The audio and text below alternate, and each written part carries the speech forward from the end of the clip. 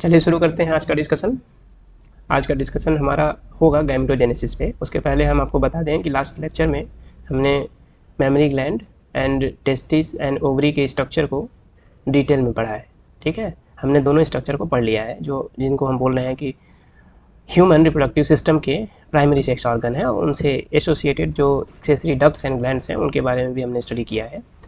आप पीछे का लेक्चर आराम से देख सकते हैं और आराम से हमने डिस्कस किया है, तो आपको सारी चीज़ें समझ में आ जाएंगी। ओके, सो लास्ट लेक्चर जो एंड हुआ था मेमोरी ग्लैंड के ऊपर हुआ था। अब स्ट्रक्चर आप देख लीजिए, ये डायग्राम जो है ये आपका एनसीईआरटी का है। उसके अलावा बहुत ज़्यादा इससे ज़्यादा डिटेल में हमने जानने की या पढ़ने की कोशिश नहीं की है, क्योंकि ज़रूरत शायद नहीं है, क्योंकि हम जितना ज़्यादा डिटेल में पढ़ाएंगे उतना ज़्यादा आप कन्फ्यूज होंगे फिलहाल। सो जितनी नीड है उतना आप रेडी रखिए। ओके, इसको एक बार देख लीजिएगा, क्या चीज़ें होती हैं, कैसे हो रही हैं यहाँ पे, क्या प्रोसेस है, क्या इंपॉर्टेंट रोल प्ले करता है। ओके, आज का हमारा जो टॉपिक है गैमेटोजेनेसिस के ऊपर है। गैमेटोजेनेसिस, नाम जेनेसिस का मतलब होता है फॉर्मेशन और प्रोडक्शन। जेनेसिस, गैमेटो मतलब गैमीट, गैमीट का प्रोडक्शन ही गैमेटोजेनेसिस है। द प्रोसेस ऑफ फॉर्मेशन और production of the gametes is called as gametogenesis. अब गैमीट दोनों टाइप के हो सकते हैं, चाहे वो मेल गैमीट हो चाहे फीमेल गैमीट हो। तो ह्यूमन के केस में जो मेल गैमीट होता है उसको हम स्पर्म बोलते हैं, और प्रोसेस को क्या बोल देंगे फिर, स्पर्मेटोजेनेसिस। सिमिलरली फीमेल के केस में जो गैमीट होता है उसको हम ओवम बोलते हैं, या एग बोलते हैं, या ओवा बोलते हैं, और उस प्रोसेस को हम क्या बोलते हैं, oogenesis। ओके, ये दो प्रोसेसेस हैं। इन दोनों प्रोसेस को हम डिटेल में समझेंगे, मतलब स्पर्म कैसे बनता है, क्या प्रोसेसेस है, कौन से हार्मोन उसमें रोल प्ले करते हैं, एंड ओवा का सिक्रेशन कैसे होता है ओवरी से, कैसे डेवलपमेंटल स्टेजेज होती हैं कि फॉलिकल कैसे डेवलप होता है, और अल्टीमेटली जो है सेकेंडरी ओसाइट के फॉर्म में आपको ओवा रिलीज होता है। Okay, and then we discuss the event of fertilization. Okay, after the event, after the formation of gametes we discuss the fertilization event and menstruation obviously। लेकिन अभी इसमें हमने केवल गैमेटोजेनेसिस पढ़ना है, मतलब spermatogenesis and oogenesis। Okay, let's proceed. So gametogenesis, अभी मैंने बताया प्राइमरी सेक्स ऑर्गन जो है हमारे ह्यूमन मेल के केस में टेस्टिस है, जहाँ से स्पर्म बनता है, और स्पर्म एक गैमीट है। ओके, और इस प्रोसेस को बोलते हैं स्पर्मेटोजेनेसिस। दूसरा जो फीमेल के केस में प्राइमरी सेक्स ऑर्गन है वो ओवरी है, और ओवरी से ही ओवम रिलीज होता है। हर मेंस्ट्रुअल साइकिल में यूजुअली एक या दो ओवा, यूजुअली एक, कभी कभी दो ओवा भी रिलीज हो जाते हैं। वो कहाँ से होता है, ओवरी से होता है एक्चुअली में। इस प्रोसेस को हम क्या बोलते हैं, oogenesis। तो स्पर्म एंड ओवम के फॉर्मेशन को स्पर्मेटोजेनेसिस एंड oogenesis रिस्पेक्टिवली बोलते हैं, और ये दोनों को मिला के हम क्या बोलते हैं, गैमेटोजेनेसिस। क्लियर है, इतनी चीज़ें क्लियर है। ओके, यहाँ पे हम एस्पेक्ट दिए हैं, लेकिन हम आगे पढ़ते हैं, नहीं तो यहीं पे ख़त्म कर देंगे। यहाँ पे भी आगे आएगी स्लाइड, तो वहाँ पर भी पढ़ते रहेंगे। ओके, चलिए स्टार्ट करते हैं। ये आपका एक स्ट्रक्चर, बेसिक स्ट्रक्चर लिया है हमने। स्पर्मेटोसाइट्स, स्पर्मेटोसाइट सेल आपको कहाँ स्ट्रक्चर यहाँ पे दिया है क्या, स्पर्मेटोगोनियम। ओके, एक्चुअली में स्ट्रक्चर हमें पुराना देखना पड़ेगा, चलिए कोई नहीं। आप टेस्टिस का स्ट्रक्चर देखे होंगे, हाँ, इसके पहले वीडियो में था और अभी भी देख सकते हैं आप बुक में पीछे। टेस्टिस के स्ट्रक्चर देखेंगे तो टेस्टिस एक स्क्रोटम में रहता है, थैले में। ठीक है, टेस्टिस के अंदर टेस्टिकुलर लोब्स होते हैं। ठीक है, 250 लोब्स हैं अराउंड, और सारे लोब में ईच इंडिविजुअल लोब जो होता है वो कंटेन करता है 1 से 3 सेमिनिफेरस टिब्यूल। सेमिनिफेरस टिब्यूल का जब सेक्शन काटेंगे, सेक्शन, तो उसमें आपको दिखेंगी कौन कौन सी सेल दिखेंगी, स्पर्मेटोसाइट सेल दिखेंगी, या जिसको स्पर्मेटोगोनियम बोलते हैं, स्पर्मेटोगोनिया, सिंगुलर स्पर्मेटोगोनियम, और सबको एक साथ स्पर्मेटोगोनिया, जो सबसे बाहर के ऐसे आउटलाइनिंग होती है। ओके, उसके अंदर कुछ सेल्स होती हैं जिसको हम क्या बोलते हैं, यहाँ पे हमने स्ट्रक्चर शायद दिखाया हुआ है। ठीक है, स्पर्मेटोसाइट्स। ठीक है, ये जो राउंड वाला स्ट्रक्चर है ना, उसमें जो छोटी छोटी सेल्स हैं, वो सबसे किनारे की जो सेल है उसको स्पर्मेटोगोनियम, या ओवरऑल सबको मिला के स्पर्मेटोगोनिया बोलते हैं। जो बड़ी बड़ी सेल्स दिखाई गई हैं वो क्या है, क्या है, सर्टोली सेल है। ठीक है, स्पर्मेटोगोनिया और सर्टोली सेल। तो मेल के केस में क्या होता है, स्पर्मेटोजेनेसिस का जो प्रोसेस स्टार्ट होता है वो आफ्टर प्यूबर्टी होता है। मतलब प्यूबर्टी तक आपके टेस्टिस में सेमिनिफेरस टिब्यूल्स रहेगा, स्पर्मेटोगोनियम सेल भी रहेगी, लेकिन स्पर्मेटोजेनेसिस का मतलब स्पर्म फॉर्मेशन का जो प्रोसेस है वो आफ्टर प्यूबर्टी स्टार्ट होता है। क्लियर है, और यही स्पर्मेटोसाइट, क्योंकि ये अभी हमारी बॉडी का पार्ट है, तो जो इसका प्लॉइडी लेवल होगा वो डिप्लॉइडी होगा, जैसे हमारी बॉडी डिप्लॉइड नेचर की होती है। ओके, अभी गैमीट बना नहीं है, अभी स्पर्म बना नहीं है, तो जहाँ से बन रहा है, जिस सेल से बन रहा है गैमीट, वो सेल डिप्लॉइडी होगी, क्योंकि गैमीट फॉर्मेशन में हमेशा रिडक्शनल डिवीजन होता है ह्यूमन के केस में। मैक्सिमम केसेस में आप देखेंगे जहाँ पे भी गैमीट बनता है, गैमीट फॉर्मेशन के टाइम पर हैप्लॉइडी आती है। क्लियर है, मतलब रिडक्शन डिवीजन या मियोसिस का इवेंट होगा।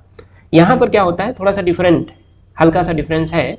स्पर्मेटोगोनिया पहले तो है, स्पर्मेटोगोनिया स्पर्मेटोसाइट सेल जो है जहाँ से स्पर्म बनेगा, वो सेल पूरी की पूरी सेल पैदा होने के पहले या बिफोर बर्थ नहीं बनती है। आफ्टर प्यूबर्टी उसमें डिवीजन स्टार्ट होता है, और पहला स्टार्टिंग डिवीजन जो होता है वो माइटोसिस होता है।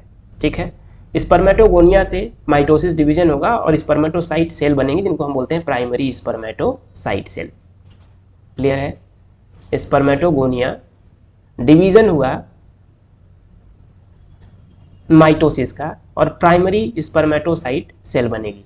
ओके, प्राइमरी स्पर्मेटोसाइट सेल जो होती है, इसमें मियोसिस होती है और बनाता है सेकेंडरी स्पर्मेटोसाइट सेल, और सेकेंडरी स्पर्मेटोसाइट सेल डिवाइड करके फर्दर जो मैच्योरेशन होगा, डिवीजन होगा फाइनल, उसको स्पर्मेटिड बोलेंगे, और स्पर्मेटिड से स्पर्म बनेगा, जिसको स्पर्मेटोजेनेसिस का प्रोसेस बोलते हैं।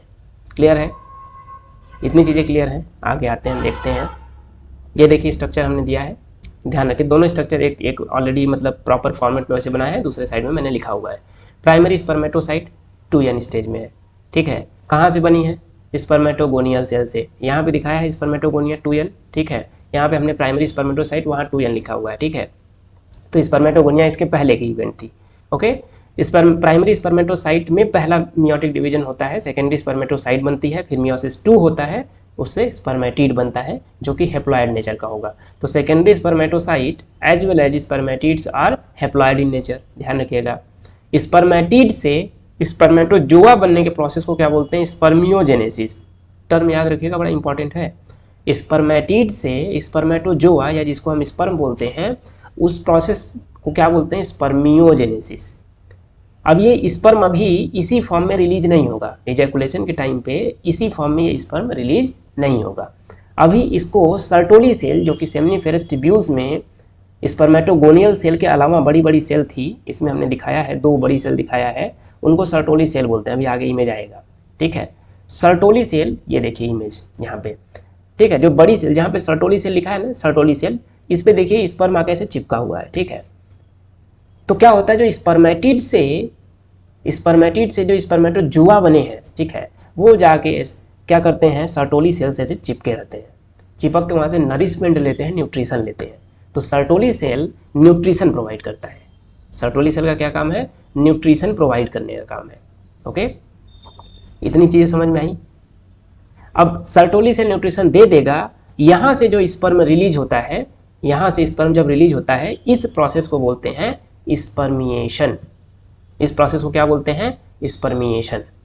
क्लियर है, और ये सारे प्रोसेसेस किन के इम्पैक्ट में हो रहे हैं, ये सारे प्रोसेस किन के इम्पैक्ट में हो रहे हैं, इनको पिट्यूटरी ग्लैंड का एक हार्मोन है वो कंट्रोल कर रहा है। कौन सा हार्मोन, एक ल्यूटिनाइजिंग हार्मोन है और दूसरा क्या है, फॉलिकल स्टिमुलेटिंग हार्मोन। दोनों एंटीरियर पिट्यूटरी से रिलीज होते हैं, और एंटीरियर पिट्यूटरी से रिलीज कराने के लिए आपको हाइपोथैलेमिक हार्मोन, जिनको हम बोलते हैं गोनाडोट्रोपिन रिलीजिंग हार्मोन, वो इन्फ्लुएंस करता है, एक्टिवेट करता है या स्टिमुलेट करता है पिट्यूटरी को। वहाँ से ल्यूटिनाइजिंग हार्मोन रिलीज होगा और फॉलिकल स्टिमुलेटिंग हार्मोन। दोनों हार्मोन टेस्टिस पे भी काम करते हैं और वहीं दोनों हार्मोन ओवरी पे भी काम करते हैं। टेस्टिस पे आपको 2 टाइप की सेल होती हैं, हमने बहुत पहले पढ़ा है। एक लेडिक सेल होती है जिसको इंटरस्टिशियल सेल बोलते हैं, ठीक है, और दूसरी सेल होती है सर्टोली सेल। इंटरस्टिशियल सेल या लेडिक सेल पे जब LH काम करता है, LH उसको ल्यूटिनाइजिंग हार्मोन उसको स्टिमुलेट करता है। किसके लिए स्टिमुलेट करता है, और वो स्टिमुलेट होने के बाद लेडिक सेल प्रोड्यूस करता है एंड्रोजन, जिसको मेल हार्मोन बोलते हैं। Androgen is a male hormone, और जितना भी स्पर्मेटोजेनेसिस का प्रोसेस है उसको स्टार्ट करने के लिए और स्टिमुलेट करने के लिए एंड्रोजन की रिक्वायरमेंट होती है। क्लियर है, ओके। सर्टोली सेल को स्टिमुलेट या एक्टिवेट करने के लिए फॉलिकल स्टिमुलेटिंग हार्मोन जो है वर्क करता है। तो ये दोनों लिंकेज आप समझिएगा, ठीक है, दोनों कैसे रिलेटेड है। क्लियर है? ये पूरा प्रोसेस समझ में आया? इतना ही है। Hypothalamic hormone GnRH gonadotropin releasing hormone act करेगा पिट्यूटरी के ऊपर, पिट्यूटरी से ल्यूटिनाइजिंग हार्मोन निकलेगा, ल्यूटिनाइजिंग हार्मोन और फॉलिकल स्टिमुलेटिंग हार्मोन रिलीज होंगे एंटीरियर पिट्यूटरी से। ल्यूटिनाइजिंग हार्मोन वर्क करेगा किसके ऊपर? टेस्टिस में लेडिक सेल के ऊपर काम करेगा और वहाँ से एंड्रोजन रिलीज होगा और एंड्रोजन स्टिमुलेट करेगा स्पर्मेटोजेनेसिस के प्रोसेस को। ओके। FSH जो होता है वो एक्ट करता है सर्टोली सेल के ऊपर और उनको भी मेच्योर बनाता है so that they can provide the proper और sufficient nourishment to the sperm. और यहाँ से जो स्पर्म रिलीज होकर आगे बढ़ते हैं, ठीक है, और बाद में इपिडिडाइमस के थ्रू होते हुए वास डिफरेंस में पहुंचेंगे और बाहर निकलेंगे। ओके, इजैकुलेटरी डक्ट से होते हुए। क्लियर है? उस प्रोसेस को स्पर्मिएशन बोलते हैं, जो सर्टोली सेल से स्पर्म रिलीज हो रहा है। क्लियर है? अब स्पर्म जो रिलीज हुआ उसका क्या नेचर होगा, ये पूरा आप देख लीजिए ध्यान से। इमेज को ध्यान रखिए, NCERT की इमेज है। ओके, तो ये पूरा प्रोसेस हम एक बार बता दिए हैं, फिर से देख लीजिए। Spermatogenesis start at the age of puberty due to significant increase in the secretion of GnRH, जो कि हाइपोथैलेमिक हार्मोन है।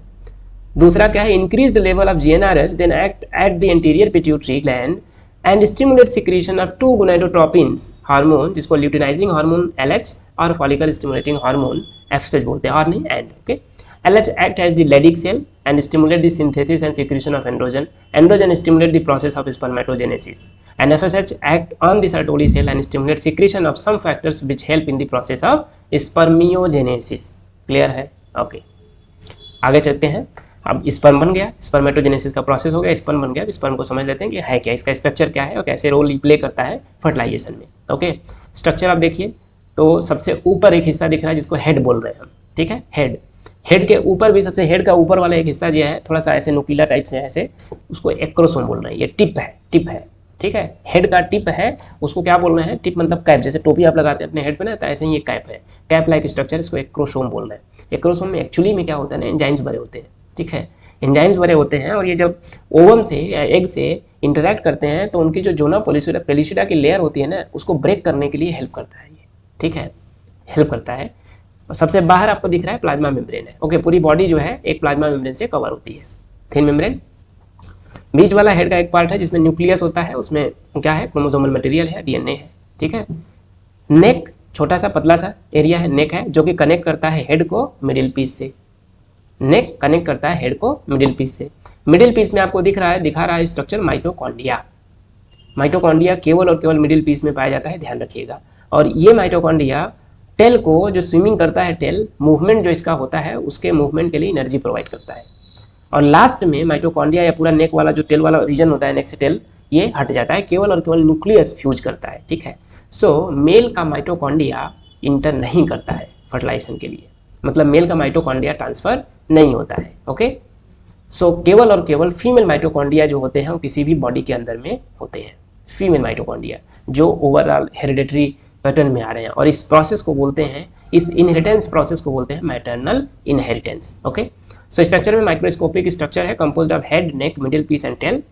टेल फ्लैजेला लाइक स्ट्रक्चर है, मूवमेंट में हेल्प करता है। Plasma membrane envelops the whole body of sperm, anterior portion of which is covered by a cap like structure acrosome. ऊपर वाले structure को हम एक्रोसोम बोलते हैं। एक्रोसोम में क्या है कि एंजाइम भरे होते हैं जो कि फर्टिलाइजेशन में हेल्प करते हैं। मिडिल पीस का हमने बता दिया रोल क्या होता है, कैसे होता है। ओके, द ह्यूमन मेल इजैकुलेट्स, एक बार में इजैकुलेशन होता है ड्यूरिंग द क्वाइटस और सेक्सुअल इंटरकोर्स के टाइम पे अगर इजैकुलेशन हो रहा है।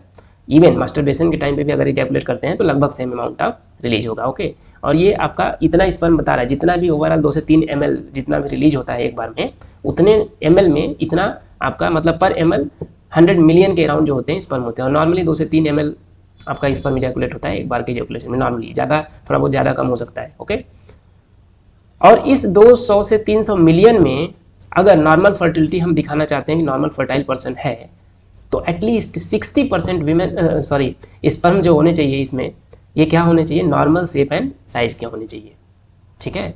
एंड उस 60% का at least 40% must show the vigorous motility, मतलब बहुत ज़्यादा मोटाइल होने चाहिए, तभी वो रीच कर पाएंगे ओवा तक या एग तक फर्टिलाइजेशन के लिए फैलोपियन ट्यूब में। ओके, इसके अलावा हमने एक्सेसरी डक्ट्स पढ़ा था, तो एक्सेसरी डक्ट्स एंड ग्लैंड्स में आता है एपिडिडाइमस आता है, वास डिफरेंस आता है, वास डिफरेंशिया आता है, सेमिनल वेसिकल आएगा, प्रोस्टेट ग्लैंड आएगा।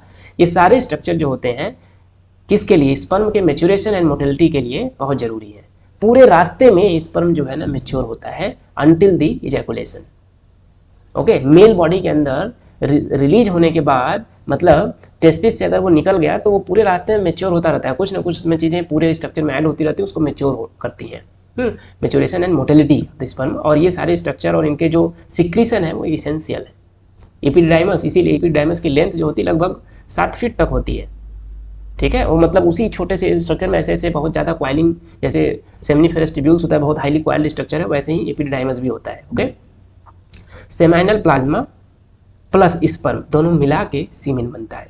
तो सीमेन में केवल और केवल स्पर्म नहीं होता, जो प्लाज्मेटिक मटेरियल है, जो आपका लिक्विड टाइप से मटेरियल है, ठीक है, लिक्विड का जेली मटेरियल होगा, एकदम पानी की तरह नहीं होगा, क्योंकि पानी की तरह हो जाएगा तो इसका मतलब प्रॉब्लम है। ओके, तो सीमेन किसको बोलेंगे? जिसमें सेमाइनल प्लाज्मा होता है और स्पर्म होता है। The function of male sex accessory ducts and glands are maintained by the testicular hormone, जिसको एंड्रोजन बोलते हैं या टेस्टोस्टेरोन बोलते हैं। डन। ओके, अब प्रोसेस चलते हैं ओजेनेसिस का। स्ट्रक्चर आपने देखा हुआ है, इसलिए हमने यहाँ पे स्ट्रक्चर नहीं डाला था, खैर डाल देते तो और बेटर ही रहता। एनीवे, मैं पुट कर दूंगा, बताते समय आपको मैं स्ट्रक्चर वहाँ पे पुट कर दूंगा क्या स्ट्रक्चर है। ठीक है, सो ओजेनेसिस का प्रोसेस क्या होता है? ओजेनेसिस का प्रोसेस आपको फीमेल के केस में होगा। ओवा का फॉर्मेशन या ओवम या एग का फॉर्मेशन क्या है? ओजेनेसिस है। ओजेनेसिस कहाँ से होगा? जो oogonial सेल्स होती हैं, oogonial सेल जो होती हैं, वहाँ से आपका ओवम बनेगा या ओवा बनेगा। डिफरेंस जो स्पर्मेटोजेनेसिस एंड oogenesis में सबसे मेजर डिफरेंस एक है कि जितनी भी oogonial सेल्स होती हैं वो बिफोर बर्थ ही फीमेल की ओवरी में बन चुकी होती हैं। आफ्टर बर्थ, बहुत रेयर केस में आफ्टर बर्थ, थोड़ा सा short period of after birth हो सकता है, लेकिन आफ्टर बर्थ नॉर्मली कोई भी सेल नई नहीं बनती है।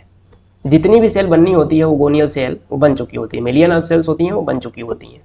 हालांकि जब प्यूबर्टी आती है, डेवलपमेंट जब शुरू होता है, सेकेंडरी सेक्सुअल कैरेक्टर डेवलपमेंट का क्या बोलते हैं, ओवम फॉर्मेशन शुरू होगा, ओव्यूलेशन का प्रोसेस स्टार्ट होता है, उस टाइम तक जो oogonial सेल होता है उसका नंबर लगभग 60 से 80 हज़ार के करीब रह जाता है। क्लियर है? एम्ब्रियोनिक डेवलपमेंट स्टेज सबसे पहली है, किसमें? दोनों जो फीटल ओवरी है उसमें होगा, ईच फीटल ओवरी, उसमें oogenesis का प्रोसेस होगा और मिलियन गैमीट बनेंगे, मिलियन गैमीट मदर सेल बनेंगे। ठीक है, no more oogonia are formed and added after the birth. Clear है? मतलब oogonial सेल पैदा होने के बाद, अगर वो लड़की पैदा हो रही है तो उसकी ओवरी में कोई भी oogonial सेल ऐड नहीं होती है normally. Okay, oogonia prophase 1 stage में जाएगा, जिसको मियोसिस की स्टेज होती है, और प्राइमरी oocyte बनाता है। ठीक है, प्राइमरी oocyte बनाएगा, temporarily arrested in this stage. इसी स्टेज में ये अरेस्टेड फॉर्म में रहता है, पड़ा रहता है। क्लियर है? अरेस्ट का मतलब उसी स्टेज में पड़ा रहेगा।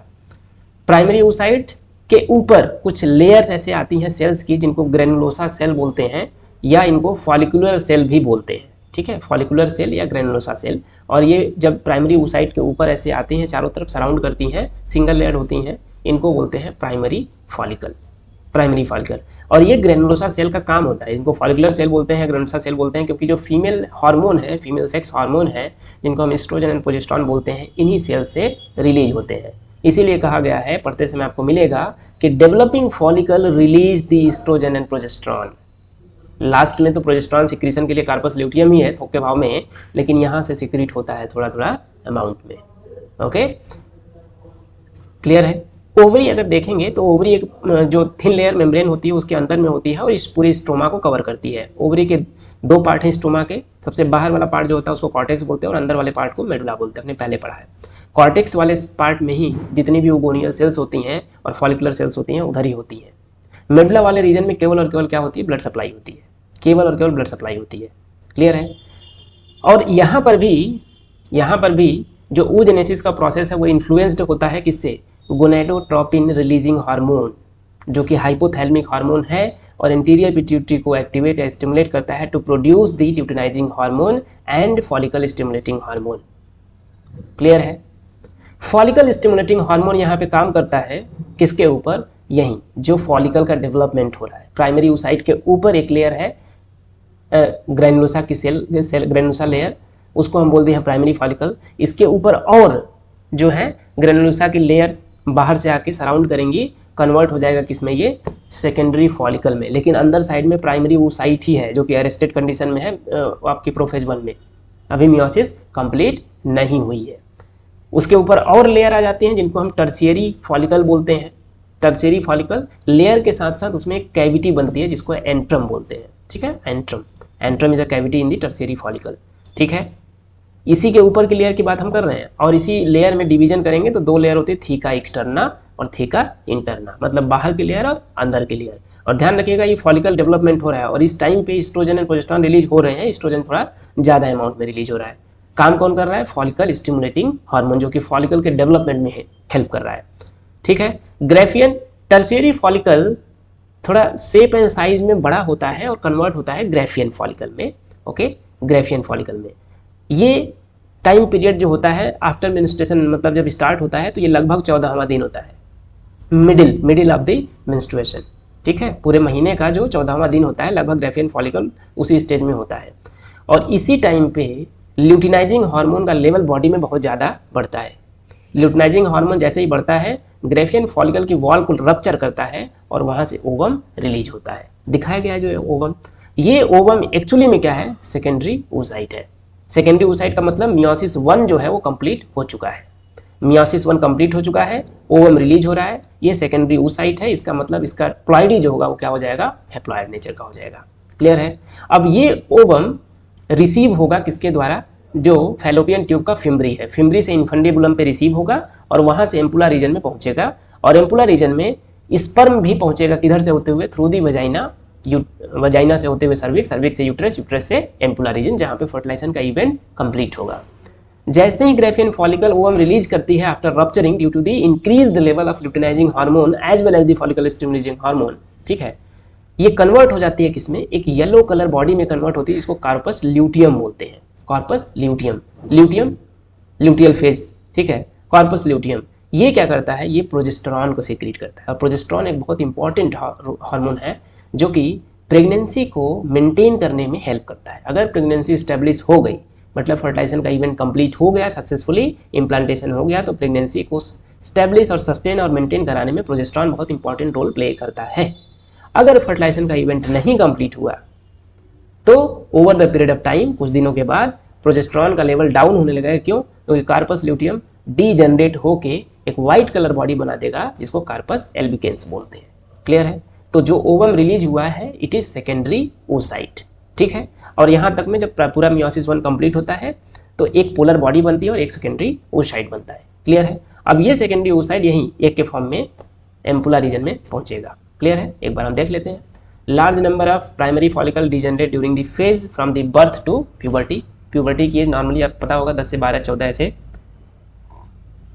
12-14 साल।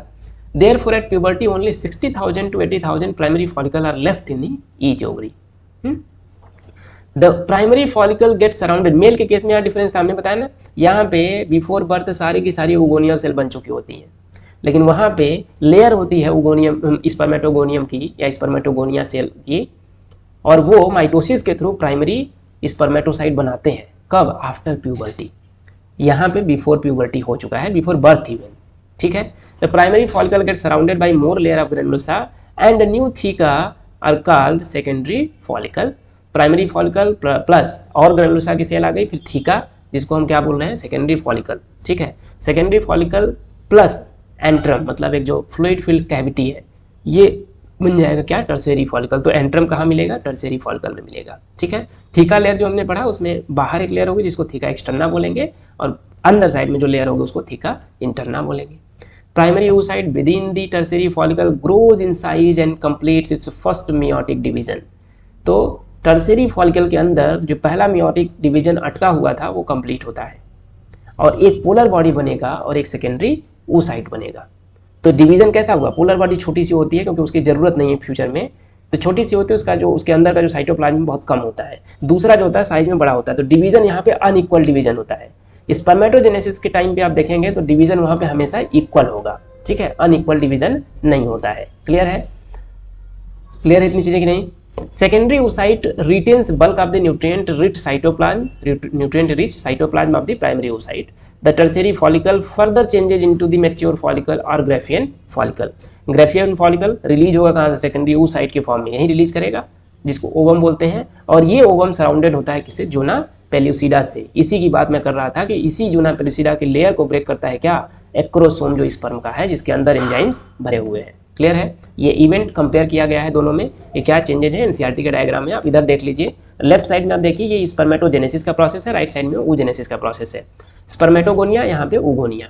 स्पर्मेटोगोनिया यहाँ पे सबसे ऊपर ही लिख दिया है एट प्यूबर्टी। यहाँ पे देखेंगे ये येलो कलर, राइट साइड में देखिए येलो कलर ये लाइन बनाया हुआ है, आपको दिया है क्या, एरो है ना, ऐसे और ऐसे, बीच में लिखा है फीटल लाइफ। फीटल का मतलब यहाँ पे अभी प्यूबर्टी की बात नहीं है, अभी बर्थ के बिफोर की बात है, before birth.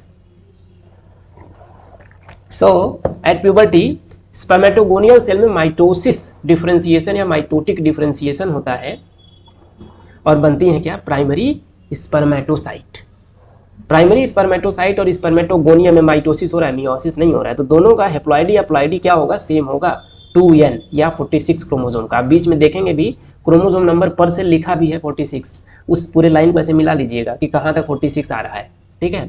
Primary spermatocyte first meiotic division में जा रहा है, ठीक है, और जब सेकेंडरी स्पर्मेटोसाइट बन जाएगा तब इसका डिवीजन मतलब जो क्रोमोसोम नंबर है वो आधा हो जाएगा, इसीलिए यहाँ पे 23 दिया हुआ है। ठीक है, 23 दिया हुआ है मतलब 23 दिया हुआ है। ओके, राइट साइड में आइए, प्राइमरी oocyte बना है माइटोटिक डिफरेंशिएशन से, उसके बाद फर्स्ट मियोटिक डिवीजन होता है completed prior to the ovulation.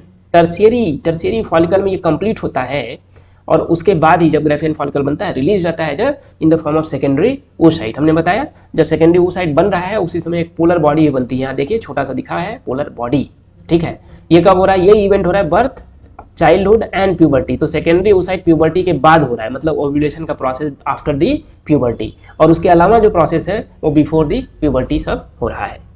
Clear है कि नहीं, इतनी चीज़ें क्लियर है। ओके, ये लेफ्ट साइड में आइए, secondary spermatocyte second meiotic division होगा, इसमें सेकेंड मियोटिक डिवीजन क्या बनेगा, स्पर्मेटिड बनेगा। स्पर्मेटिड डिफरेंशिएट करके क्या बनाएगा, स्पर्मेटोजोआ, जिसको स्पर्म बोलते हैं। यहाँ पर भी कितना क्रोमोसोम होगा, 23। राइट साइड में आइए, oogenesis में देखिए सेकेंडरी oocyte, ठीक है, डिवाइड कर रहा है, एक सेकेंड पोलर बॉडी बना रहा है और एक ओवम बना रहा है बड़ा सा, इसमें लिखा है एडल्ट रिप्रोडक्टिव लाइफ। ये स्टेज एक्चुअली में सेकेंडरी पोलर बॉडी और या ओवम जो अल्टीमेटली है, ये ऐसे पहले ओवरी के टाइम पे नहीं बन रहा है। ये जो सेकेंडरी oocyte है ये जब इंटरेक्ट करती है स्पर्म से, मतलब स्पर्म का इंटरेक्शन सेकेंडरी oocyte से जब होता है, ठीक है, और स्पर्म जब पेनिट्रेट करके ओवा के अंदर इंटर करता है, तब ये स्टिमुलेट करता है सेकेंडरी oocyte को, इसका जो मियोटिक डिवीजन उसको कंप्लीट करने के लिए, और उस टाइम पे दूसरी पोलर बॉडी बनती है और जो प्रॉपर ओवम है, ठीक है, वो मेल न्यूक्लियस से फर्टिलाइज करके जाइगोट बनाता है। ये इवेंट ऐसे होता है। ओवम सेकेंडरी oocyte के फॉर्म में ही फर्टिलाइज करता है, ठीक है, सेकेंडरी oocyte के फॉर्म में फर्टिलाइज करता है, मतलब अभी मियोसिस 2 का इवेंट कंप्लीट नहीं हुआ है। सेकेंड पोलर बॉडी कब बनती है, after the interaction of sperm ampulla reason में, ठीक है, जब इन स्पर्म का इंटरेक्शन होता है ओवा से, तब उसके बाद मतलब जब पेनिट्रेशन कर देगा तब क्या होता है, चेंजेज होते हैं, वही चेंजेज है, वो डिवीजन कंप्लीट होगा, मतलब मियोसिस 2 कंप्लीट होगा और वहाँ एक पोलर बॉडी बनेगी और एक एग बनेगा जिसका न्यूक्लियस फर्टिलाइज करेगा, मतलब जिसमें स्पर्म का न्यूक्लियस फर्टिलाइज करेगा। क्लियर है ये इवेंट, इतना समझ में आया कि नहीं। ये पूरा प्रोसेस है स्पर्मेटोजेनेसिस एंड oogenesis का। तो पूरा स्ट्रक्चर आप एक बार रीड करेंगे तो आपको समझ में आ जाएगा। मैंने बहुत ही आराम से पढ़ाया है, इसकी स्पीड में थोड़ा बढ़ा दूंगा नहीं तो आप बोर हो जाएंगे। क्लियर है। नेक्स्ट टॉपिक हमारा होगा मेंस्ट्रुअल साइकिल का। इसी में पढ़ा दें क्या, सेपरेट पढ़ा देते हैं, सेपरेट पढ़ा देते हैं, नहीं तो कहेंगे लंबा ही टॉपिक हो जाता है। चलिए ठीक है, उसको हम नेक्स्ट लेक्चर में पढ़ाते हैं। आप तब तक पीछे के लेक्चर को रिवाइज करिए। 3 टॉपिक हो गए हमारे ह्यूमन रिप्रोडक्शन में। ह्यूमन रिप्रोडक्शन खत्म होगा तो इसके बाद अभी बहुत सारे टॉपिक मैं ऐसे उठाता जाऊँगा, पढ़ाता जाऊँगा। Okay, thank you very much, मिलते हैं अगले लेक्चर में। थैंक यू, जय हिंद।